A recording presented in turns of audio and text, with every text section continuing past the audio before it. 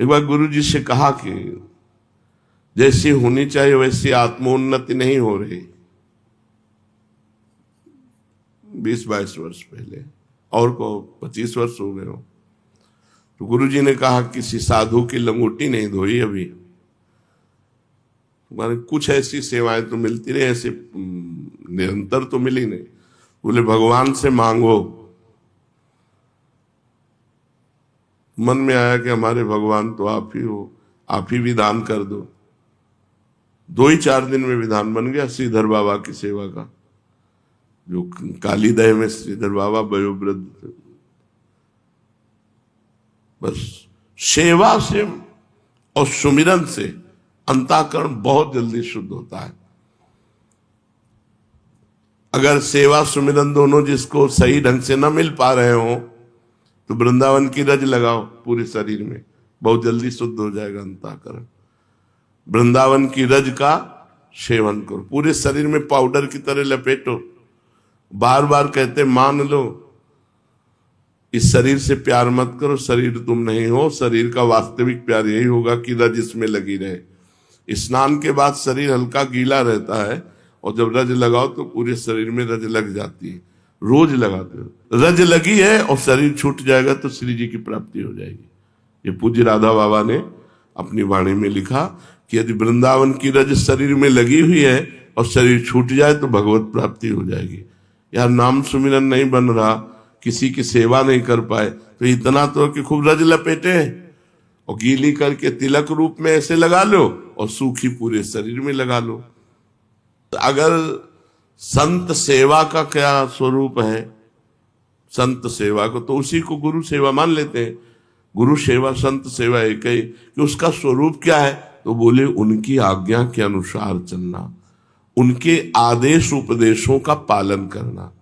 इसी से अहंकार नष्ट हो जाएगा।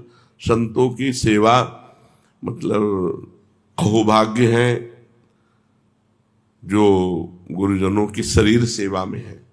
जैसे हमारे गुरु जी की सेवा में जो है ना, वो जब सामने से निकलते हैं तो हम उनके चरणों को देखकर बार बार प्रणाम करते हैं। शुरू से भाव रहा है कि जो गुरुजनों की सेवा में है वो हमारे लिए सर्वश्रेष्ठ है। हम उनकी बराबरी आज्ञा पालन करके भी नहीं कर सकते। देखो भाव का विषय है। शास्त्र आज्ञा करता है कि गुरु और संत की आज्ञा का पालन करना ही सबसे बड़ी सेवा है।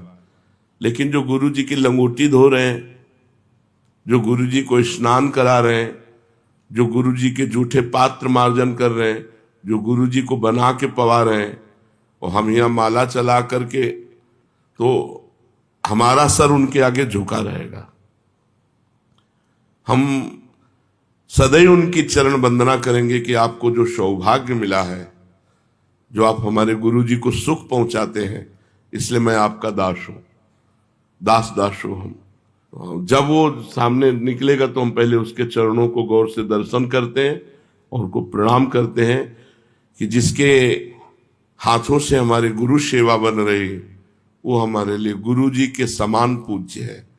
उसकी बराबरी तो नहीं कर सकते हम। तपस्या करके या तीर्थ अवगाहन करके या जो भी, उसकी बराबरी नहीं कर सकते। वो तो रहेगा ही। जो गुरु जी की चरण सेवा में है, रात दिन उनके हुक्म पर खड़ा है, उनकी सेवा में, तो आप देखो, आप भजन कर रहे हो लेकिन अपने लिए कर रहे हो। हमारी बात को समझना। गुरु आज्ञा का पालन कर रहे हो लेकिन अपने लिए। आप गुरु जी को प्रणाम कर रहे हो अपने लिए। प्रणाम कर रहे हो गुरु जी को, गुरु जी के लिए नहीं, अपने लिए, हमारा मंगल होगा। आप गुरु जी को कुछ दे रहे हो अपने लिए, लेकिन वो जो भी कर रहा है गुरु जी के लिए कर रहा है। उसको प्रणाम नमस्कार से मतलब नहीं है। गुरु जी को प्यास लगी है, पानी पिलाना। गुरु जी को भोजन, गुरु जी की आरती करने का जो समय है वो स्वयं आरती कर रहा है। गुरु जी खड़े हैं या बैठे हैं, आराम मिल रही ना, गुरु जी को आराम मिल रही ना, गुरु जी को सुख पहुंच रहा है ना। बहुत सूक्ष्मता से हमारे इस विषय को समझना, अन्यथा मत ले जाना। आप जो भी पालन कर रहे हो गुरु आज्ञा का अपने लिए, और वो जो भी कर रहा है प्रगट में गुरु जी के लिए कर रहा है। वो गुरु जी का कपड़ा धो रहा है गुरु जी के लिए, गुरु जी की लंगोटी धो रहा है गुरु जी के लिए, अपने जीवन को अर्पित किए है गुरु जी के लिए। इसलिए उसकी समानता में तो नहीं कह सकते हम कि उनके समान सब नहीं।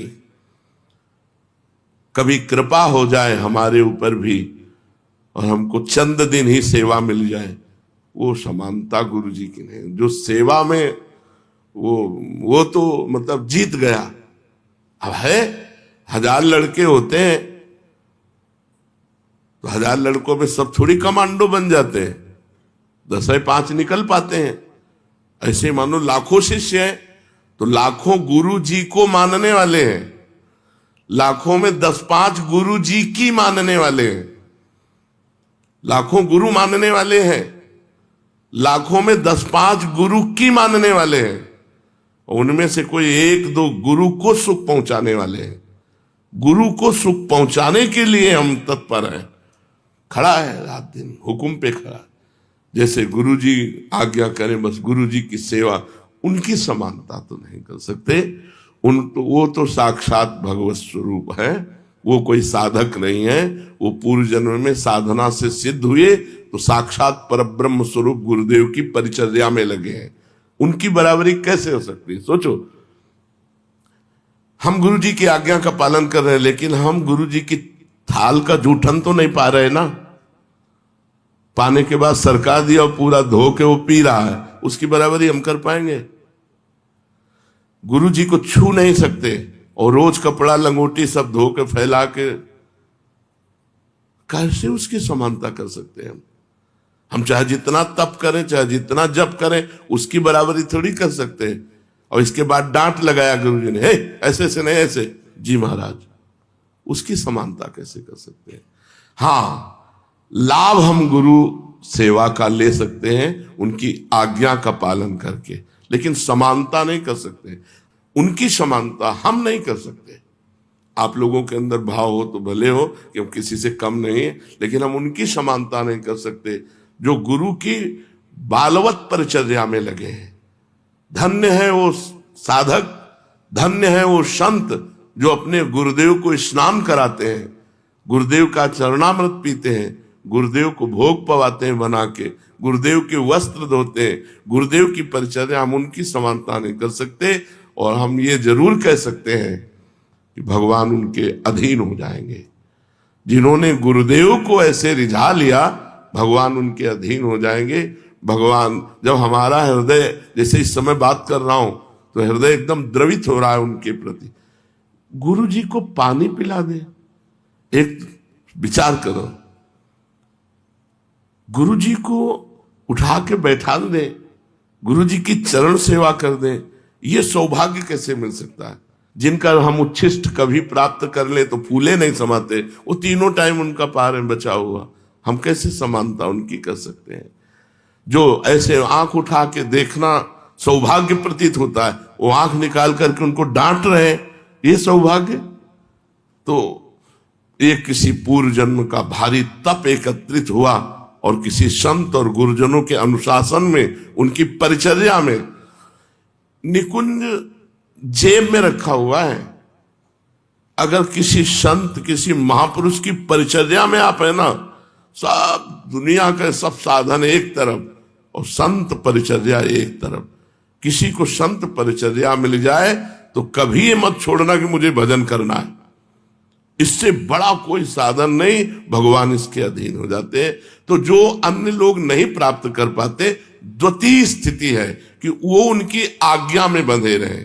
कि हमारा सौभाग्य इतना तो नहीं है कि मैं उनका वस्त्र प्रक्षालन कर सकूं, उनको स्नान करा सकूं, उनको भोग पवा सकूं, उनकी जूठन परिचर्या में मैं रहूं, लेकिन मैं अपने जीवन को उनको समर्पित करता हूं और उनकी आज्ञा में, तो उनकी कृपा से उसका अहंकार गलित हो जाएगा और सदगति प्राप्ति में कोई किंचित मात्र अंतर नहीं होगी, लेकिन प्रेम प्राप्ति में अंतर होगा। जो उसे प्रेम प्राप्त होगा गुरु चरणों का, वो उसे प्रेम नहीं प्राप्त होगा। नहीं, सब आप देख लो, जो हम कह रहे हैं इस बात पर देखो, आप प्रणाम करते हो अपने लिए, आप जप करते हो अपने लिए, आप गुरु बनाया है अपने लिए, गुरु के लिए क्या कर रहे हो? ईमानदारी से देख लो, ईमानदारी से वृंदावन में बैठे हो, आप अपने लिए कर रहे हो, गुरु के लिए। बोले मेरा जीवन गुरु का जीवन है, मैंने गुरु को दे दिया। अब अगर गुरु जी हमसे यहां जूता साफ करवाते हैं तो मैं गुरु, उसका हो गया जीवन। बस आप समझ लो, मेरा जीवन गुरु के लिए है। अगर वो मुझे 100 किलोमीटर दूर रखते हैं तो मेरा इसमें क्या दोष है?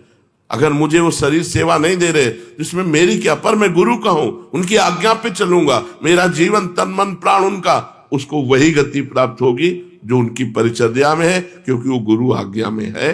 तो गुरु आज्ञा में जो है वो गुरु की परिचर्या ही मानी जाए। किसी भी संत की सेवा करें हम, जैसे हम पूज्य श्रीधर बाबा की सेवा, तो हमारी गुरु भक्ति बढ़ी और हमारा इष्ट प्रेम बढ़ा। उनकी सेवा से हमारे इष्ट प्रेम में विक्षेप नहीं हुआ, गुरु भक्ति में विक्षेप नहीं हुई, पर व्यवहार नहीं है।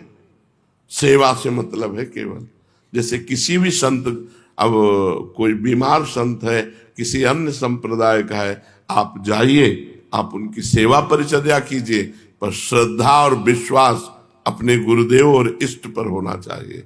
अगर इष्ट और गुरुदेव वाला श्रद्धा विश्वास कर लोगे तो उनके जो चल रहा है वही तुम्हारे चलेगा, तुम्हारे गुरु के जो चल रहा है वो नहीं चलेगा।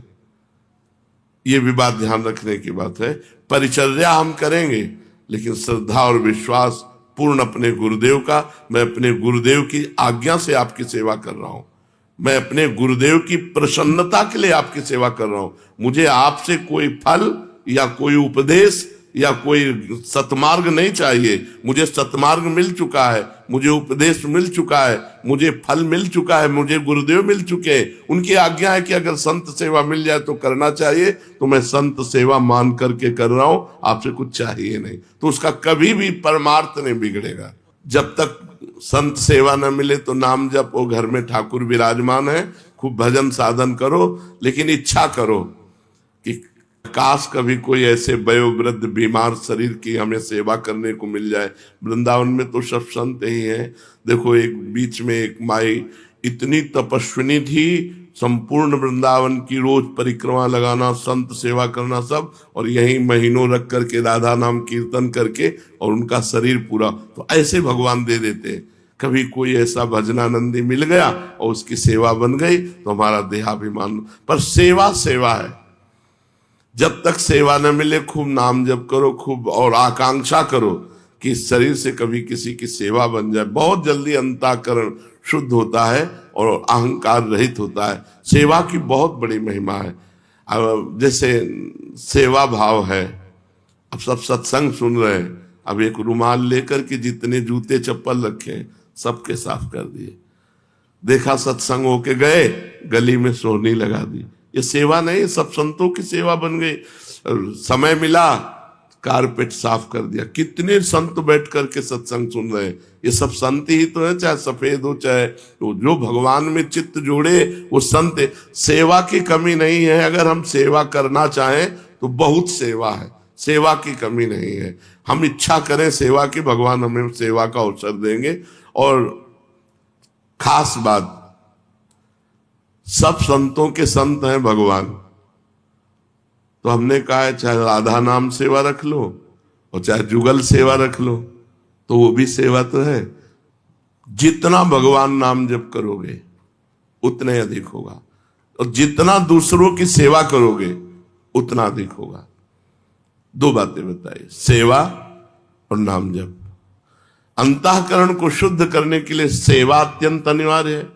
चाहे पशु पक्षी मनुष्य साधु महात्मा किसी की भी हो, सेवा जरूर करनी चाहिए, सेवा होनी चाहिए।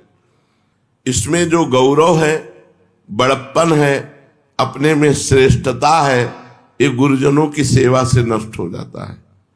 जब बड़े महापुरुषों की सेवा मिलती है, भगवत प्राप्त संतों की सेवा मिलती है, तो अहंकार नष्ट हो जाता है। सेवक साधक में कभी अहंकार नहीं होता। मैं इतनी सेवा करता हूं, मैं इतना जप करता हूं, मैं इतना, उसमें सब नहीं होता। वो तो देखता है हम तो यंत्र की तरह चल रहे हैं, गुरुजी हमें चला रहे हैं, जैसे वैसे चल रहे हैं। तो गुरुजनों की सेवा, महापुरुषों की सेवा, सम्मान का त्याग, बड़प्पन का त्याग, गौरवपन का त्याग, इसी से अहंकार क्षीण हो जाता है।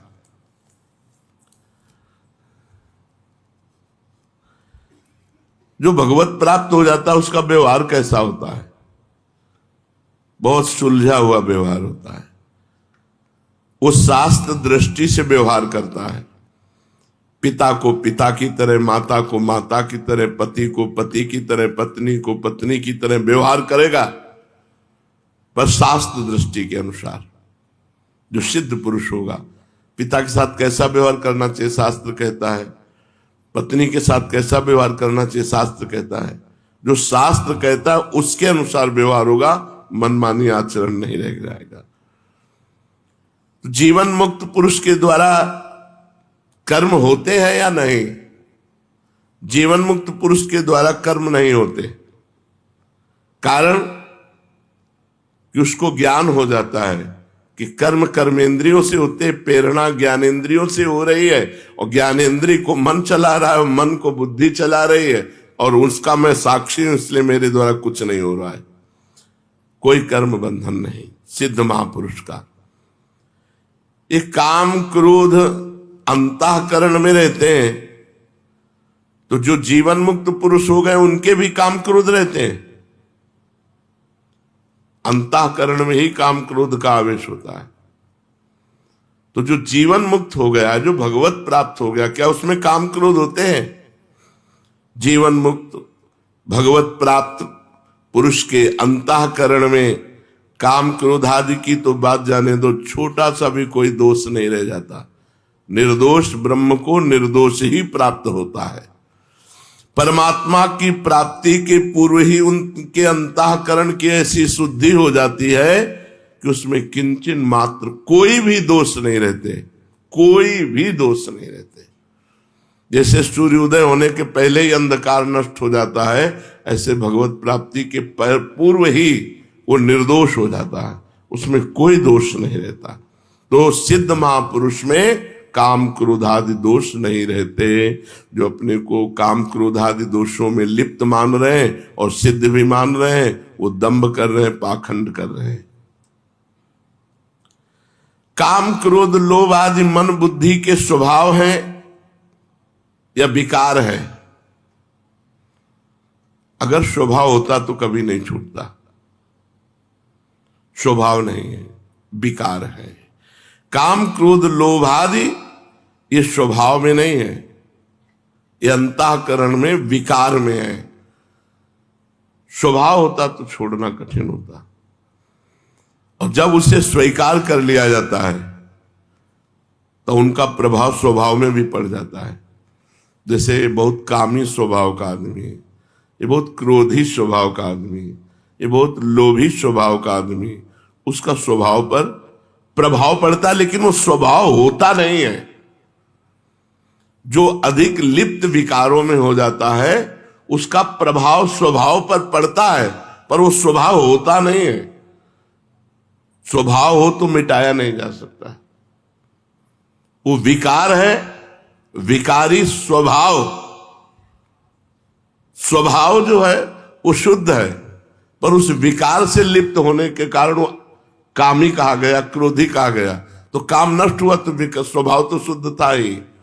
स्वभाव, जो स्वभाव है वो कभी विकारी नहीं होता, पर विकारी कहा जाता है। जैसे रिक्शा, कभी रिक्शा चालक नहीं बन सकता, लेकिन रिक्शा कहने से खड़ा हो जाता है। ऐसे ही अधिक काम में लिप्त होने के कारण वो कहा जाता है कामी स्वभाव का है, ये क्रोधी स्वभाव का है, ये लोभी स्वभाव का है। जिस घड़ी तुम भजन में चित्त को जोड़ोगे, तुम्हारा स्वभाव भजन का बन जाएगा, तो ये विकार हैं, ये घड़ी भर में सब नष्ट हो जाएंगे। ये सब तुम्हारे गुलाम बन जाएंगे, ये सब भाग जाएंगे डरकर। कब? जब खूब भजन करोगे। ये 2-4 माला घुमाने से नहीं। अरे भजन की अलग अलग वृत्तियां, राधा राधा राधा राधा राधा, एक भजन ये हो रहा है, एक उपांश हो रहा है, एक मानसिक हो रहा है, और एक गाढ़ भजन हो रहा है, केवल भजन। वही मंत्र दिखाई दे रहा, वही सुना, हिम्मत नहीं पूरे शरीर की कि झेल पावे। थोड़ी देर में इतनी ऊर्जा पैदा होती कि शरीर विलक्षण होने लगता है, शरीर विलक्षण होने लगता है। मतलब खुद समझ में नहीं आता कैसे कंट्रोल करें ऐसी महान ऊर्जा शक्ति। ये नाम आप खिलवाड़ समझते हो, आप भजन करके तो देखो, पहुंचो तो भजन की जगह पे। नाम जब जैसे राधा राधा कर रहे, फिर उपांशु, फिर मानसिक, ये भजन का अभ्यास है। अभी भजन नहीं हो रहा है, भजन का अभ्यास हो रहा है। और जब भजन होगा तब देखना, जो वास्तविक भजन की बात है, क्षमता नहीं कि शरीर सह जाए। हर नस नाड़ी, मतलब एक अलौकिक ऊर्जा प्रकट होती जब से, भजन से एक अलौकिक ऊर्जा। आप लगे रहो। अभी ऐसा मत मानो आप भजनानंदी बन गए, माला घूम, जब माला और काउंटर ये सब धर जाए, हाय हाय मच जाए अंदर से। मतलब एक पूछा कल किसी ने कि कैसा लग रहा है इस समय आपको, हम कहा कैसे बताएं, ना खट्टा ना मीठा ना कड़वा, अब कैसे बताएं। अब हम कहें कि आनंद आ रहा है कि क्या कहें, हम कुछ कह ही नहीं सकते कि कैसा लग रहा है, बस हो रहा है। भजन जब ऐसे होने लगता है तो स्वभाव बन जाता है भजन का, सारे विकार अपने आप नष्ट हो जाते हैं। लगे रहो, बस हम ये कह रहे हैं, लगे रहो। तेरी बनत बनत बन जाए रे, हरि सो लगा रहो भाई रे, तेरी बनत बनत बन जाए रे। हरि से लगा रहो भाई रे, तेरी बनत बनत बन जाए। तेरा राम जी करेंगे बेड़ा पार, उदासी मन काहे को करे। लहर लहर हरि आप संभाले, हरि आप ही उतारे तेरा भार, उदासी मन। ये लहर लहर करके वही समुद्र में पहुंच जाएंगे। समुद्र की लहरों का एक स्वभाव होता है, वो दिखाई देती है उछलती हुई बाहर के लिए, लेकिन वो घसीटती अंदर के लिए। उसका दो स्वरूप होता है। ऐसी उछाल तो लगता है कि ये बाहर फेंक देगी, लेकिन वो उसकी फंस में आ जाओ तो घसीट ले जाएगी अंदर। ऐसे ही भजन की लहर है, मन बाहर भागता है, विषयों की तरफ भागता है, लेकिन जितना भागेगा उतने घसीट जाएगा। भजन न छोड़ो, बस भजन में लगे रहो, ऊबो मत। मंगल ही मंगल है, आगे चलकर जब भजन होगा। अभी भजनानंदी नहीं हो, अभी भजन मत मानो, क्योंकि हम बताते हैं भजन की एक स्थिति होती है। मतलब कैसे वर्णन करें, कोई शब्द ही नहीं हमें कि हम वर्णन करें। जैसे मशीन रख दी गई हो ना खोपड़ी में, वो एक मतलब अजीब स्थिति है। जैसे हम वर्णन कर रहे हैं तो उसका आभास केवल हो रहा है उस समय का, वो स्थिति नहीं है। उस स्थिति में वर्णन नहीं कर सकते, केवल बस ऐसे बैठे, बस ऐसे हो रहा है, तो चल रहा है। मतलब उसमें कोई जप नहीं कि हम जप कर रहे हैं, एक अलौकिक स्थिति। भजन करते करते करते तभी कहा गया कि महापुरुष जन जो 5 मिनट में कर लेंगे वो तुम 24 घंटे में नहीं कर पाओगे। 5 मिनट में, एक क्षण में उनका जो चिंतन बना वो वहीं पहुंचना है। ये विकार हैं, ये नष्ट हो जाएंगे, ये स्वभाव नहीं है। विकारों का अत्यधिक प्रभाव होने के कारण हम लांछन स्वभाव पर लगा देते हैं कि कामी स्वभाव का, ये क्रोधी स्वभाव, उसका स्वभाव नहीं कामी है। काम विकार है जो बढ़ चुका है, और हम आरोप कर देते हैं। तो काम क्रोध लोभ मोह मद मत्सर ये स्वभाव नहीं होते, ये विकार होते हैं। स्वभाव होता तो मिटाना कठिन था, विकार है इसलिए सहज में मिट जाएंगे। अंतःकरण की शुद्धि का क्या उपाय है? अंतःकरण जब शुद्ध होने लगेगा तो अध्यात्म ज्ञान आपके अंदर अपने आप स्फुरित होने लगेगा। अंतःकरण जब शुद्ध होगा तो आपकी शारीरिक मानसिक क्रियाएं सब भागवतिक होने लगेंगी।